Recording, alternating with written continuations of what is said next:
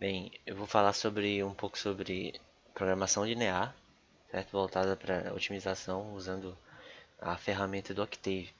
O Octave ele é uma ferramenta, para quem não conhece, é uma ferramenta de código aberto, certo? Feito pela comunidade, com licença GNU, e ele é similar ao MATLAB, tá? O problema que vou abordar hoje é um problema bem relativamente simples, certo? E ele é feito para entender mais um pouco a matéria, tá?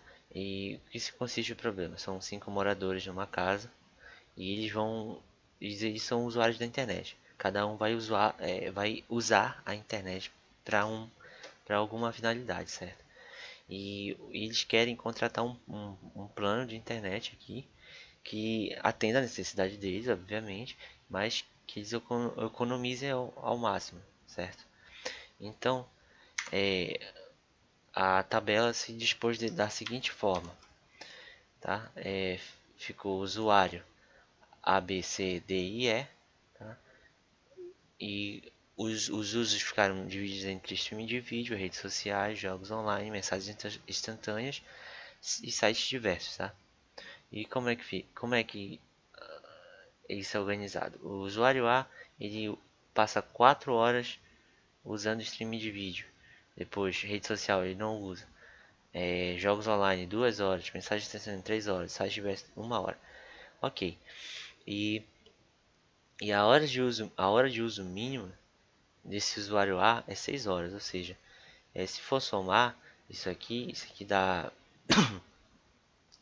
6, 10 horas. Mas com, em um dia, o mínimo que esse usuário pode usar, que ele costuma usar, são 6 horas. Isso vale para todos os usuários, certo? Então, o mínimo que o B usa é 4, o C 3, D 2 e o E 6. E cada serviço desse, que é utilizado, streaming, rede social, jogos online, e consome uma certa banda de hora de internet, né? E, por exemplo, streaming de vídeo consome 3 horas. Rede social 0,2, 3 horas não, desculpa, 3 gigas. Rede social 0,2 gigas. Jogos online 0,3. Mensagem instantânea 0,1. Site diversos 1 GB. Certo? Com isso a gente consegue definir nossa função objetivo. E ela fica desse jeito: 3V, 3xV, que é de vídeo, 0,2XR, rede social, 0,3J, jogos online, 0,1 XM de mensagem instantânea e mais um XS. Tá? E essas são as nossas restrições, que são equivalentes a isso aqui, certo? Agora, como que nós vamos fazer para usar o Octave, para usar a programação linear no Octave? Nós vamos usar uma função que no Octave chamada glpk, certo? A função glpk ela é um solver de programação linear e ela resolve tanto em simplex, dual simplex e ponto interior, certo? Agora eu vou falar um pouco sobre a sintaxe do glpk. Bem, o primeiro argumento é a função objetivo, certo? Então nós vamos definir aqui a função objetivo, aqui já tá feito no editor, certo? Do MATLAB já fiz um script. Então essa C vai ser a função objetiva. A função objetiva, então, como já dito lá na frente, lá em cima, é 3, 0, 2, 0, 3, 0, 1 e 1. 3, 0, 2, 0, 3, 0, 1. Todos eles são vetores, certo? Então a gente define o C, 3, 0, 2, 0, 3, 0, 1. Depois define o A. O A é a função das matrizes dos índices das inequações. Ou seja, o A é só essa parte aqui, certo? Então são os índices 4, 2, 3, 1, 4, 0, que o usuário A não usa, certo? 2, 3 e 1. E fica 2, 5, 1, 2. 2, 0, de novo, que o usuário B não usa. 5, 1, 2, 3, 2, 0, 4, 3, 1, 2, 0, 2, 0, 1, 4, 0, 4, 1. Certo? Então esse aqui é a matriz A. E o B é o vetor das restrições. vetor das restrições, que é nada mais nada menos que esse vetor aqui, incluindo 2, tá? Ou seja, ele é o 64326, tá? Agora o próximo, LB é o limite inferior, lower bound é o limite inferior das variáveis. Qual o menor valor possível, certo? Como a pessoa não pode usar menos uma hora, então o menor valor possível das horas de uso mínimo é zero, ok?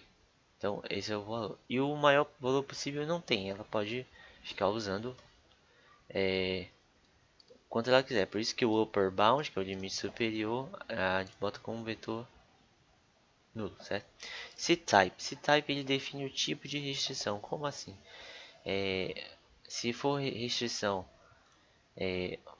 igual ou maior, então a gente bota LLLL para todos os argumentos, certo? Todos os argumentos. E o varType define o tipo de variável. Como a gente está trabalhando com variável de ponto flutuante, ou seja, com vários casas decimais, então botamos C, que é o que equivale a ponto flutuante. O S indica se o problema é de maximização ou minimização. Então, minimização, então o S igual a 1 é minimização. Se colocarmos o S igual a 2, vai ser maximização. Tá? Agora o param. O param define o comportamento do solver. Como assim? Se for ver aqui na documentação da função glpk, certo? A gente pode ver que o param tem todos esses objetos. E esses objetos vão dividir algumas coisas. O MSG leve ele determina que tipo de saída a gente vai receber. Então a gente bota MSG igual a 2, porque é uma saída normal, certo? Agora o próximo é itlim. O itlim é quantas interações o simplex vai fazer, certo? Existe possibilidade do programa bugar e ficar fazendo infinitas interações. Nunca vai ter uma resposta. Então eu botei aqui o valor como 100, tá? Então esse vai ser o valor de só 100 interações, beleza. Ativa 100 interações, então ele para o programa. Tá? E para LP Solver é o tipo de algoritmo que o solver vai usar. Ele já vem como default 1, tá? Então, mas eu coloquei 1 só para mostrar que ele já é o simplex, certo? Depois, se botar 2, vai ser o de ponto interior. O tick e o toque, ele vai marcar o tempo, em quanto tempo levou do tick pro toque. Isso vai ser isso que para isso que serve, só para motivos de comparação, certo? Certo. Então, aqui, esse aqui já é a função export, valor ótimo, status extra, glpk, ca, como foi dito aqui.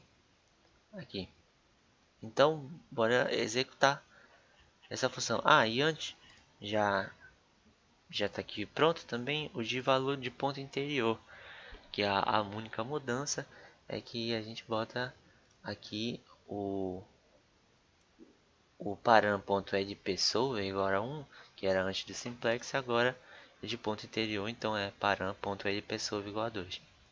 Então, executando o programa, então o nome que está aqui é projetos 2, então só escrever projetos 2 e ele já executa, certo? Esse aqui é o simplex. Então a gente vê que o valor ótimo é 0.307 GB, certo? E isso quer dizer que é 0.37 GB por hora, tá? Esse é o valor ótimo. Então, fazendo as contas, multiplicando por 24 e multiplicando por 30 depois que é para fechar o mês inteiro, a gente vê que o valor que eles consumiram usando a maior otimização possível, né, do uso deles, chega a 221 GB, certo? Então eles tinham que contratar essa internet aqui por causa da franquia, certo? Ou então fazer um outro acordo com a provedora, mas enfim. Agora, executando o de ponto interior, que é projetos 2P, ele executa tudo aqui e vê o valor ótimo. O valor ótimo tem que ser o mesmo, certo? E, e ok. Então, o que a gente vê aqui?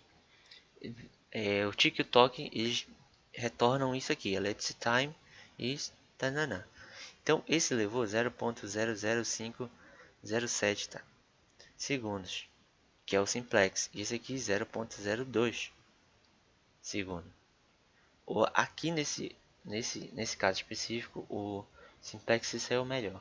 Mas fazendo uma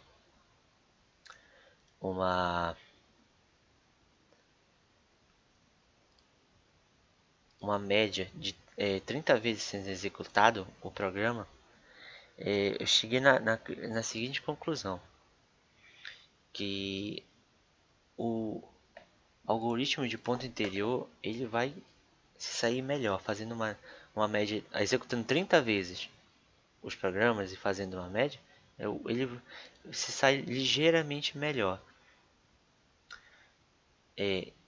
Então a média de cerca a média mais ou menos pro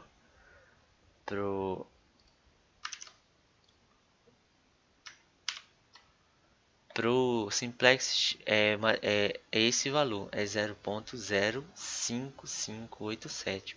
E a média das 30 vezes também, os dois foram 30 obviamente, pro ponto interior é 0.0053. Então o ponto interior no geral, nessas 30 vezes, se saiu um pouco melhor do que o simplex. Isso por quê? Porque o ponto interior, ele, ele consegue já ir ao ponto, sabe? Ele já vê na função, ele já chega ao ponto direto. Já o simplex, como o algoritmo, ele prevê que a solução ótima está nas extremidades. Então ele circunda todas as extremidades até chegar no valor ótimo. Tá? Então essa é a diferença dos dois. Por isso, o ponto interior sai um pouco melhor. Então por hoje